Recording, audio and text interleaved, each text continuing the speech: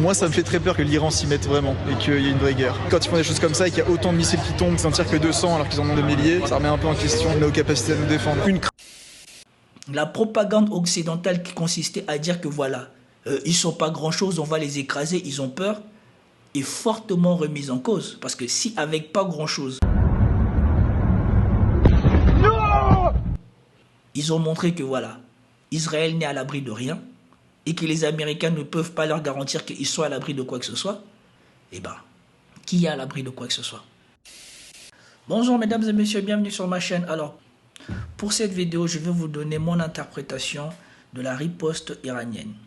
À mon sens, la riposte iranienne marque peut-être la fin de l'hégémonie militaire des Occidentaux et la prise de conscience de Netanyahou que le narratif qu'il vendait comme quoi il serait le seul protecteur d'Israël était faux. Commentez, likez, partagez pour me soutenir et soutenir la chaîne. Sans plus tarder, nous commençons la vidéo. Cette réaction de Biden le soir de la riposte iranienne.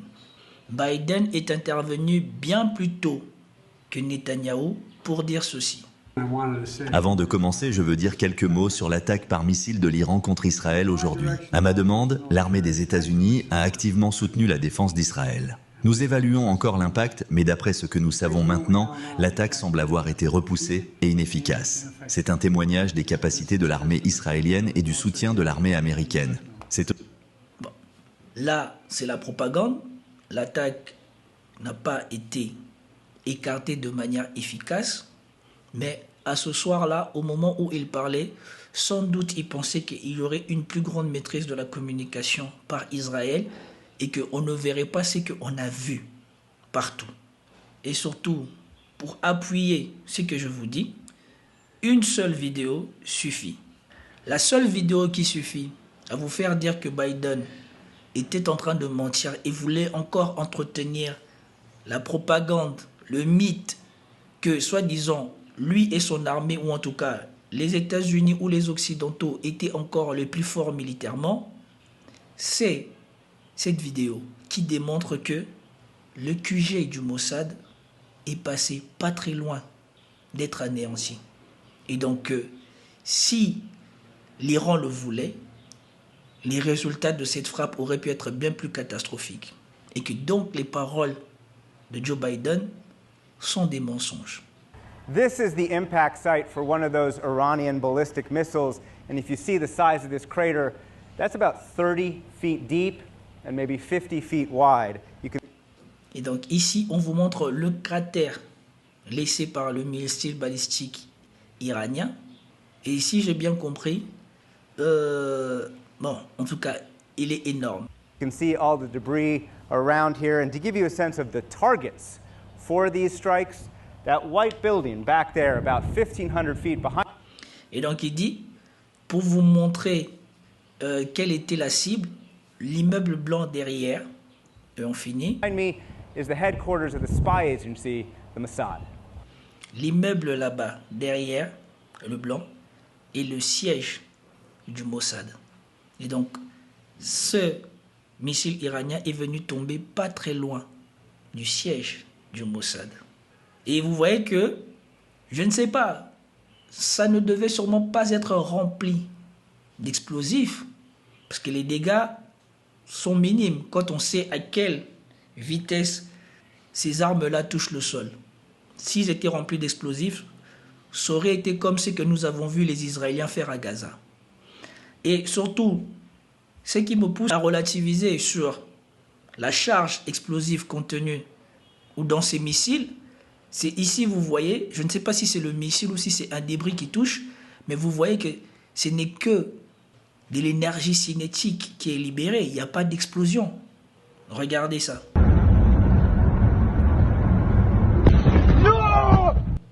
Vous voyez, il n'y a pas une explosion majeure comme nous voyons des déflagrations à chaque fois que les Israéliens, eux, utilisent un missile. On n'a pas ça ici.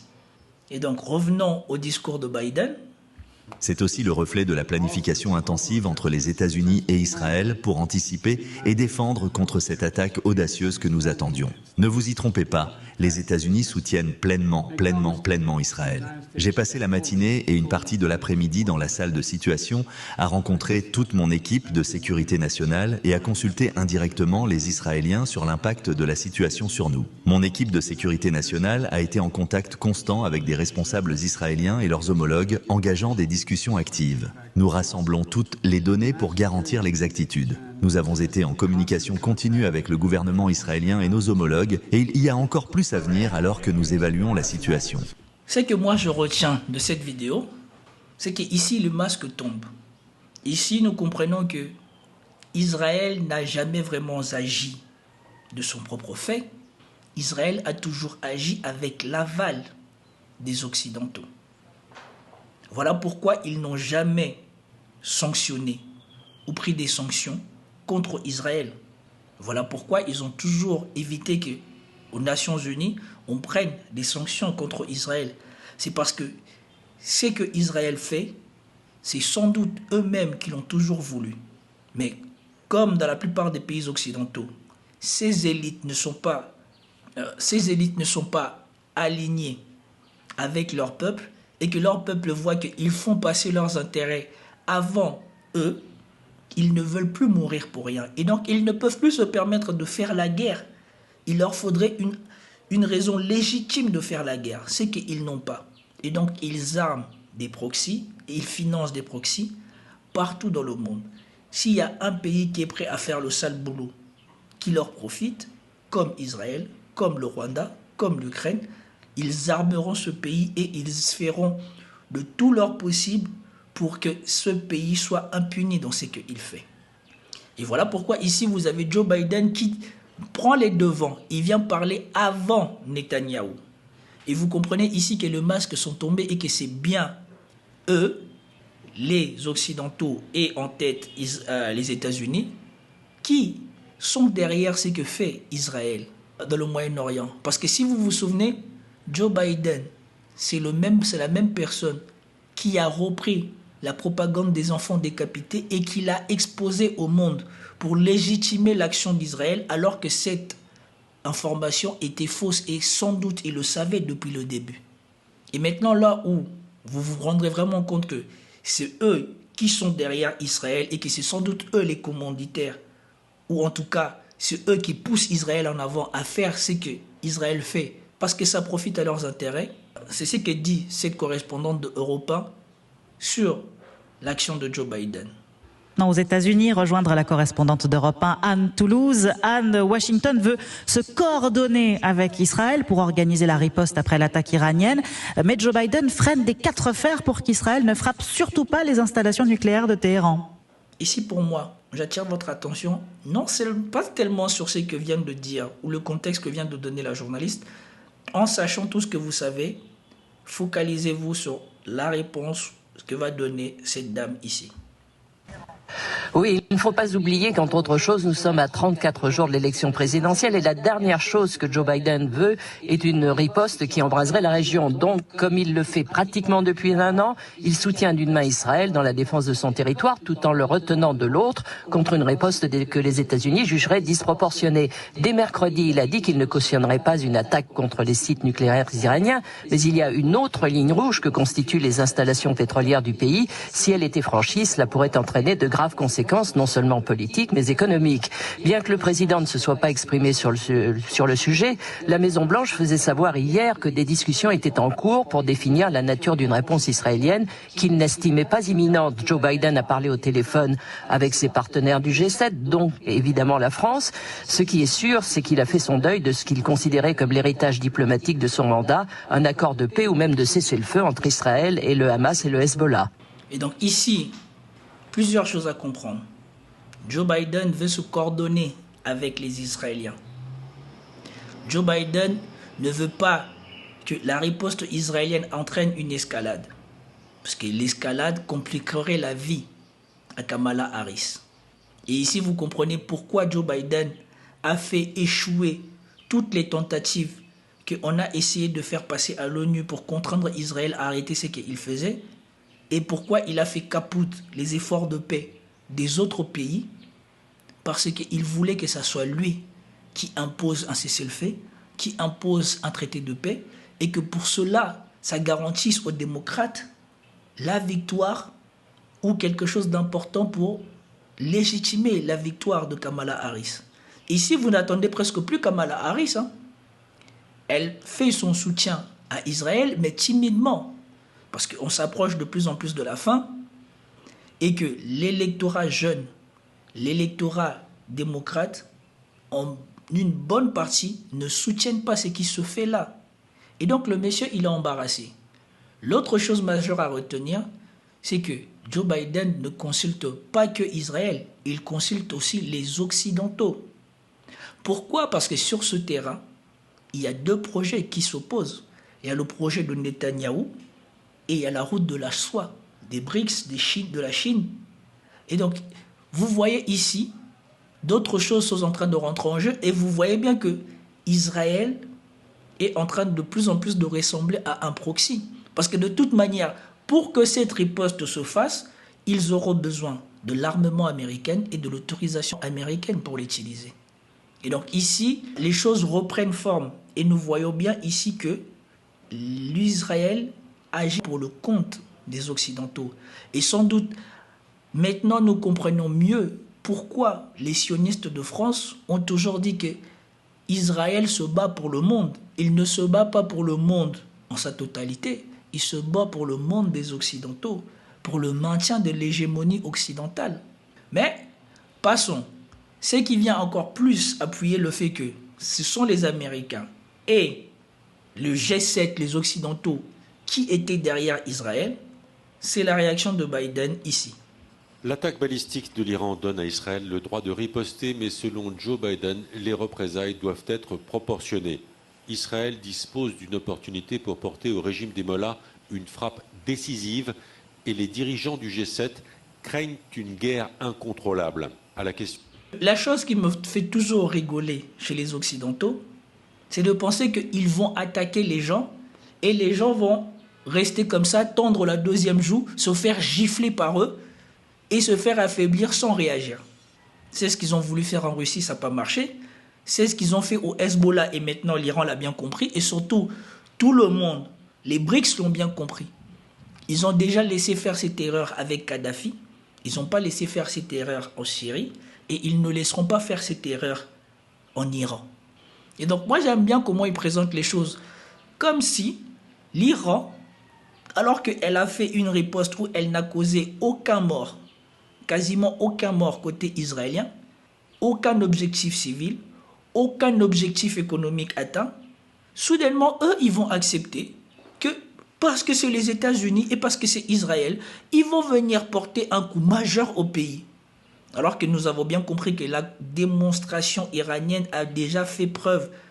Si jamais ça devait se répéter, les conséquences pourraient être catastrophiques pour Israël. Question de savoir si Israël devrait cibler les installations nucléaires iraniennes. Joe Biden répond par la négative. The answer is no.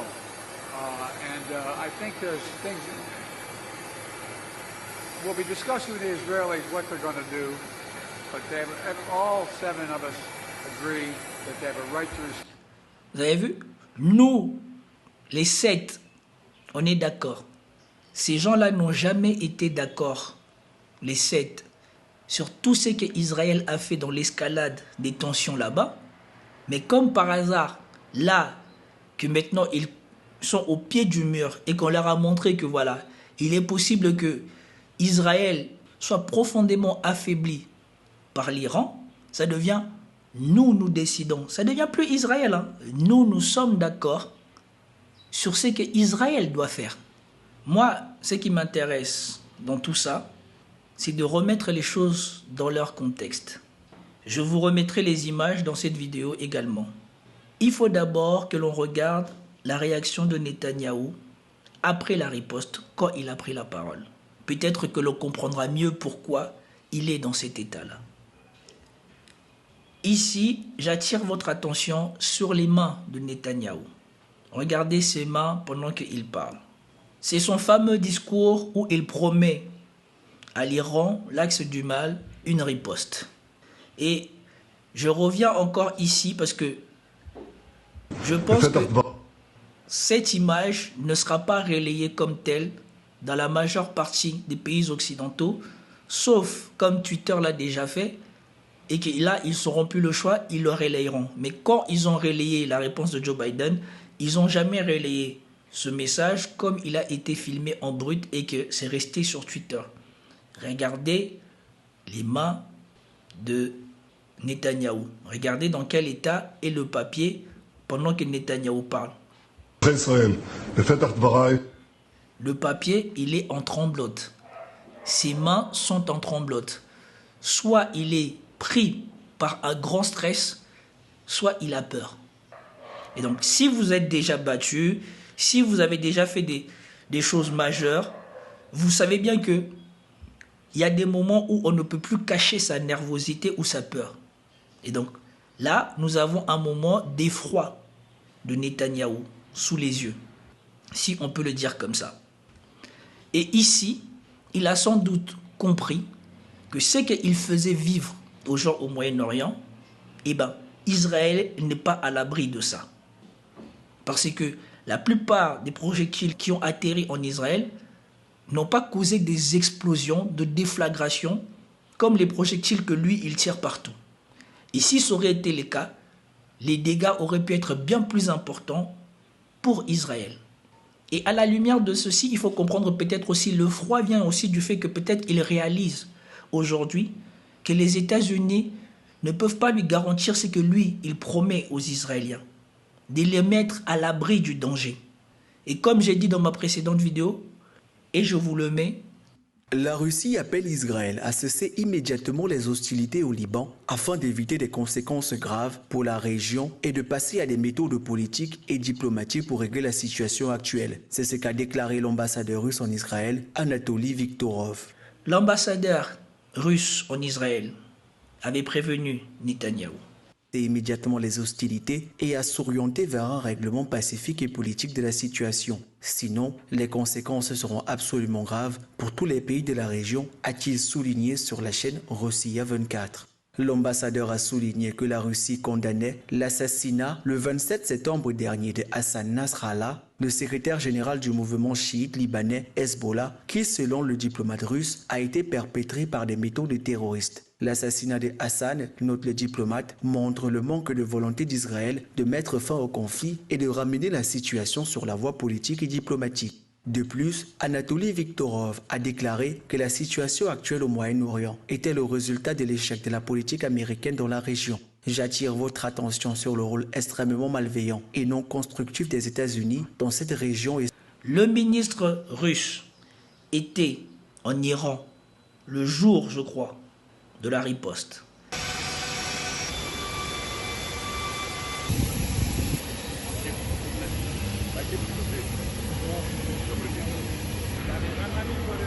D'après ce qui se dit, Poutine l'a appelé pour lui dire de ne pas rentrer au Liban sous peine d'en subir les conséquences. Et nous voyons quelle est sa réaction face aux conséquences. Il a la tremblote. Et sans doute, il comprend maintenant mieux avoir les États-Unis, c'est bien, mais ça ne garantit rien. Parce qu'aujourd'hui, voilà ce que disent les Israéliens. Et donc, le narratif de Netanyahou, qu'il est le seul à les protéger et de foutre la guerre partout, ne va peut-être plus marcher, ne sera plus suffisant pour le protéger. Écoutez. Ce Beyrouth frappé une nouvelle fois engrenage incontrôlable. La vie a vite repris son cours. En centre-ville, les terrasses sont bondées à quelques heures des festivités de Rosh Hashanah, le nouvel an juif. C'est un truc qui est quand même très israélien. Au moment de l'attaque, on a peur, etc. Mais une fois que c'est fini, c'est fini. Là, on est dans des cafés à profiter. Soi-disant, il n'a pas peur. Mais écoutez bien ce que dit le journaliste. Soi-disant, oui, quand ça arrive, on a peur, on a peur. Mais maintenant, c'est bon. Mais écoutez bien le commentaire que va dire le journaliste ici, après qu'il se soit prononcé. C'est israélien. Écoutez bien ce que le journaliste dit. Quand je l'ai écouté pour la première fois, ça m'a fait rire. Vous me connaissez, je ne supporte pas les contradictions, surtout quand les gens se voilent la face. Dans des cafés à profiter. Adrien a tout de même repéré l'abri le plus proche. Après l'attaque de l'Iran, il fait bien plus attention. Je pense qu'on... Voilà. Adrien a quand même pris le soin, dans ce soi-disant on n'a plus peur, de repérer l'abri le plus proche. Ce qui veut dire que dans leur tête déjà, ce qu'ils ont vécu avec la riposte iranienne a changé les choses. Ils ne se sentent plus en sécurité. Ils ont compris que Netanyahou leur a menti. Ils ne sont plus à l'abri. Et écoutez encore plus loin. On commence à avoir cette peur. Il y a une riposte d'Israël, puis une riposte de l'Iran qui est une sorte de ping-pong. Et on a toujours le petit doute de, et si ça tombe sur nous, est-ce que l'abri sera suffisamment puissant pour être capable de résister à cette puissance de frappe? Au moment de la... Donc maintenant, ils commencent même à se poser la question de si les abris qu'ils ont construits pourraient être assez efficaces pour les protéger. Ça y est, c'est dans leur tête aussi. Maintenant, est-ce que on peut faire le parallélisme avec ce que eux, ils ont dit quand les Ukrainiens ont bombardé la Russie? Oui, maintenant, les Russes, ils vivent ce que vivaient les Ukrainiens. C'est normal, c'est de bonne guerre. Maintenant, est-ce qu'on est en droit de se dire que c'est de bonne guerre pour les Israéliens qui vivent en Israël d'avoir peur? Attaque, Eyal a senti le sol vibrer sous ses pieds dans l'abri de son appartement. Lui aussi guette une possible escalade. Le fait que l'Iran attaque, c'est aussi une menace que ça va encore s'empirer. Moi, ça me fait très peur que l'Iran s'y mette vraiment et qu'il y ait une vraie guerre. Quand ils font des choses comme ça et qu'il y a autant de missiles qui tombent, qu'ils n'en tirent que 200 alors qu'ils en ont des milliers, ça remet un peu en question nos capacités à nous défendre. Une crainte que le dôme de fer puisse être submergé par des frappes encore plus massives. Tel Aviv, Wilfried de Villers, Europe 1. Voilà. Ce n'est pas moi qui l'a dit. Ce sont les Israéliens. Maintenant, ils vivent en ayant cartographié les abris, en se demandant si les abris seront suffisamment solides pour les protéger, et surtout, eux-mêmes reconnaissent que ce que l'Iran a fait n'est rien à côté de ce que l'Iran pourrait leur faire.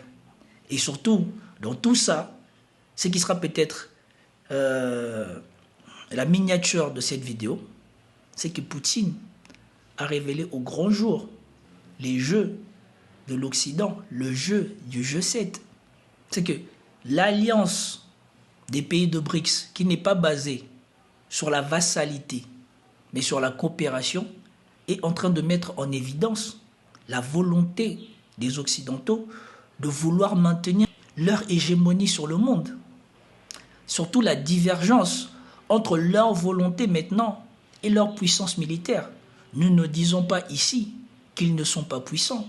Mais nous avons bien vu avec la démonstration de l'Iran, qui n'est rien d'autre que la démonstration de la Russie, que si jamais les choses devaient être sérieuses, Israël serait en grande difficulté. Pas sûr que Israël l'emporte comme on l'a toujours fait croire. Pas sûr que Israël soit invulnérable. Et surtout pas sûr que les États-Unis puissent les sauver. Parce que comme on l'a déjà démontré ici, et comme je vais le démontrer dans d'autres vidéos, les systèmes de défense d'Israël sont les systèmes de défense américains. Et donc si l'Iran a pu déborder les systèmes de défense israéliens, et ce qui n'est pas le dôme de fer dans ce cas-ci, c'est que les Américains qui sont dans la région, eux-mêmes ne sont pas à l'abri si jamais ça devait escalader. Alors certes, il y aura des pertes de des côtés, mais il n'est pas du tout sûr que les États-Unis s'en sortent indemnes ou que Israël s'en sort indemne.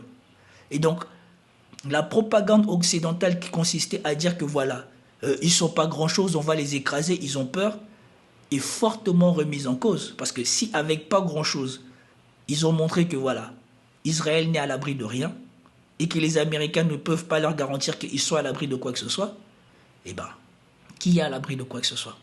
C'était tout pour cette vidéo, j'espère que vous avez apprécié. Si vous avez apprécié, commentez, likez, partagez et je vous dis à plus tard. Peace out.